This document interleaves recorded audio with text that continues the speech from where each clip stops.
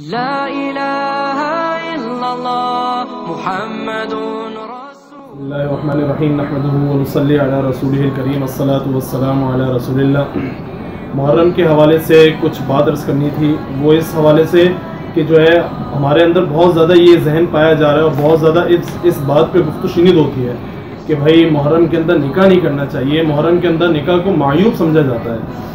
کیوں معیوب سمجھا جاتا ہے معلوم نہیں، لیکن اگر دیکھا گیا ہے کہ اگر جن گھرانوں کے اندر شادی کی تاریخیں طے ہوتی ہیں اگر تو وہ محرم کو ترجیح نہیں دیتے کہ نہیں بھائی محرم میں نہیں کریں گے، ہم آگے آپ کوئی بھی تاریخ کر لیں اس میں کر لیں گے لیکن محرم میں نہیں کریں گے، تو یہ سراسر ہماری جو ہے بہت بڑی غلط فہمی کے اندر جو ہے ہم مبتلا ہیں۔ اس غلط فہمی کو ہم اپنی زندگیوں سے نکالیں، کیونکہ وجہ اس کی یہ ہے کہ محرم کے اندر کا نکاح اور اس کا ثبوت جناب نبی کریم صلی اللہ تعالیٰ علیہ وسلم کی زندگی سے ملتا ہے۔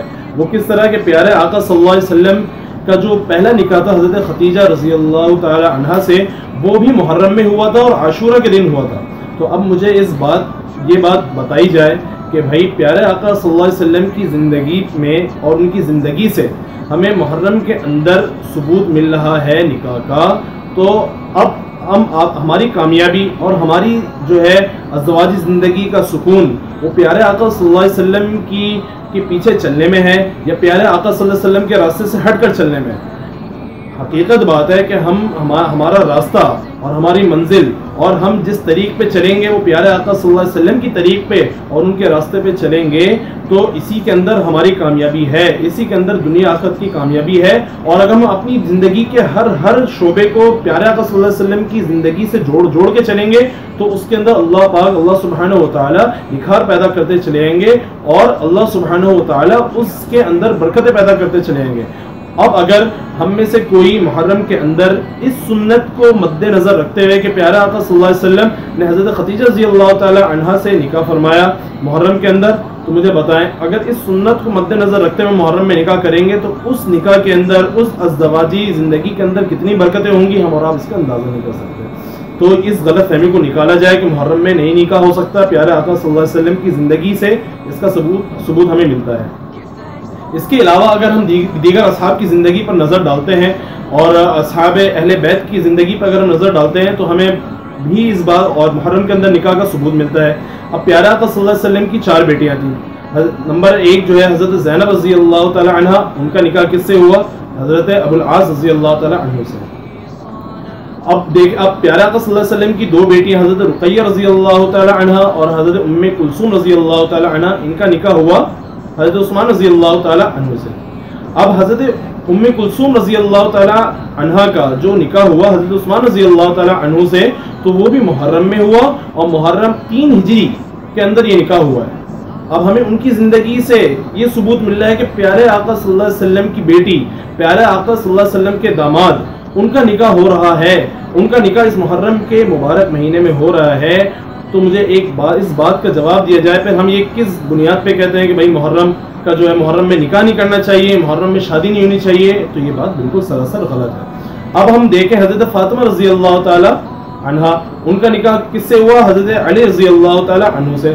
اب ان کے نکاح کے حوالے سے 2 روایتیں، ایک روایت یہ ہے کہ ان کا نکاح ربیع الاول میں ہوا سن 2 ہجری میں، اور ایک روایت کے مطابق یہ ہے کہ محرم میں ہوا سن 2 ہجری کے اندر، لیکن راجح قول یہ ہے کہ ان کا نکاح جو ہوا ہے وہ محرم میں ہوا ہے سن 2 ہجری میں۔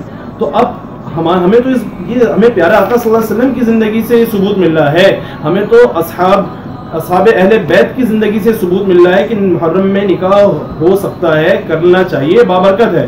آپ حضرت حسین رضی اللہ تعالی عنہ کے بھتیجے، حضرت حسین رضی اللہ تعالی عنہ کے بھتیجے حضرت قاسم رحمۃ اللہ علیہ، آپ ان کو دیکھیں تو ان کے بھی حوالے سے بات ملتی ہے، کیا بات ملتی ہے کہ ان کا نکاح بھی محرم میں ہوا ہے۔ تو پیارے آقا صلی اللہ علیہ وسلم کی زندگی اور ان کے گھرانے کے اندر جو ہے ان کی بیٹیوں کا نکاح ہوا ہے، وہ کس سے ہوا؟ ان کے گھرانے کے اندر ان کی بیٹیوں کا نکاح، ان کے نواسے اور ان کے اصحاب، ان کے اہل بیت کے اندر نکاح ہوا ہے، محرم کے اندر ہوئے ہیں۔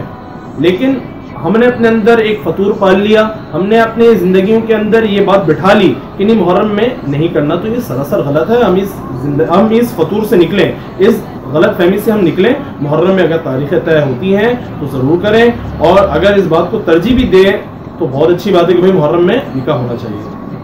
اچھا, اب اسی نکاح کے حوالے سے ایک بنیادی بات ایک اور عرض کر دوں کہ بہت سارے لوگ کہتے ہیں یار ہم حج پہ جا رہے ہیں, ہم عمرے پہ جا رہے ہیں, تو ہم حج اور عمرے پہ نکاح نہیں کرنا چاہیے. نہیں بھائی, حج عمرے پہ اگر کوئی جا رہا ہے حالت احرام میں نکاح کرنا چاہتا ہے تو بالکل وہ نکاح کر سکتا ہے, کیونکہ پیارا آقا صلی اللہ علیہ وسلم نے حالت احرام میں حضرت میمونہ بنت حارث رضی اللہ تعالی عنہا سے نکاح فرمایا تھا. تو اگر حالت احرام کے اندر کوئی نکاح کرنا چاہتا ہے وہ بھی نکاح کر سکتا ہے. ہاں, ایک دوسرے کے قریب وہ نہیں آ سکتے جب تک کہ وہ اپنا احرام نہ کھول دیں. تو یہ بات نکاح کے حوالے سے ہو گئی. اب ایک اور غلط فہمی یہ ہوتی ہے کہ کہتے ہیں بھائی حضرت حسین رضی اللہ تعالی عنہ کی جو شہادت ہوئی ہے محرم کے مہینے کے اندر, تو نہیں اس میں نکاح نہیں ہونا چاہیے. نہیں بھائی, ایسی بات نہیں ہے. ہم شہیدوں کا ماتم نہیں کرتے, ہم تو شہادت پہ فخر کرتے ہیں. تو اس کی وجہ ہم اس کو وجہ نہیں بنا سکتے کہ بھائی جو ہے اس وجہ سے ہم نکاح نہیں کریں. اگر یہ بات ہوتی تو حضرت علی رضی اللہ تعالی عنہ ان کی جو شہادت ہوئی ہے وہ 21 رمضان المبارک کو ہوئی ہے, تو ہم رمضان المبارک میں بھی ہم نہیں کریں نکاح, بلکہ رمضان المبارک میں تو لوگ ترجیح دیتے ہیں کہ بھائی رمضان کے مقدس مہینے میں نکاح ہو, اور اس کے اگلے مہینے شوال کے اندر بہت زیادہ جو ہے دیکھنے میں آیا کہ رخصتیاں ہوتی ہیں, ولیمے ہوتے ہیں.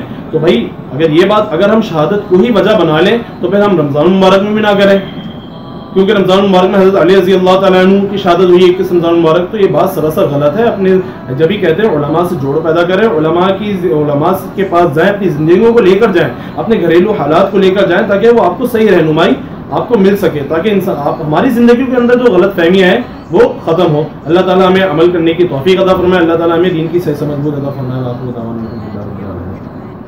Like rain that cares not whom it falls upon.